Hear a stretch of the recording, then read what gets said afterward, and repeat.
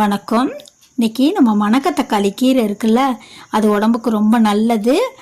வாய் புண்ணு வயிறு புண்ணெல்லாம் ஆற்றும். அந்த கீரையில் தண்ணி சாறுன்னு சொல்லுவாங்க.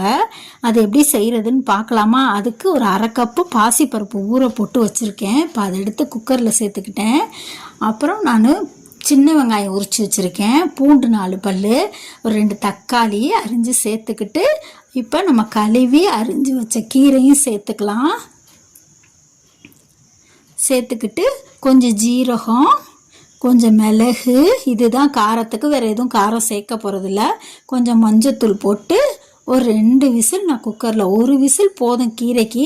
இந்த சின்ன குக்கர் டக்கு டக்குன்னு வந்துடணும். ஒரு 2 விசில் வச்சுக்கிறேன். பாசி பருப்பும் கீரையும் நல்லா வெந்துடும். இப்போ நம்ம மிக்சி ஜாரில் ஒரு சின்ன 2 பீஸ் தேங்காய், கொஞ்சோண்டு மிளகு, சோம்பு, ஜீரகம், இதை நல்லா அரைச்சிட்டு வந்துடலாம் தண்ணி ஊற்றி. இப்போ பாருங்கள் கீரையும் பருப்பும் எப்படி வெந்திருக்குன்னு.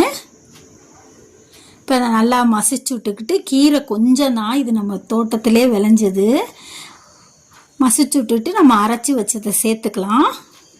இப்போ கழனி தண்ணி ஊற்றிக்கணும். எவ்வளோ அரிசி கழுவுறோம்ல அந்த தண்ணி ஊற்றி தான் அதை வைப்பாங்க. அதுக்கு தான் அது தண்ணி சாறு, கீரை தண்ணி சாறும்பாங்க. அதை ஊற்றி தேவையான அளவு ஊற்றி கொஞ்சம் உப்பு சேர்த்து நம்ம நல்லா கலக்கி விட்டுக்கலாம். தண்ணியாக வைக்கணும். அதுக்கப்புறம் தாளிப்பு வடகம் இருக்குல்ல, அதை நான் தாளித்து போட்டுக்கிறேன். அது இதுக்கு டேஸ்ட்டாக இருக்கும். இப்போ தாளிச்சாச்சு.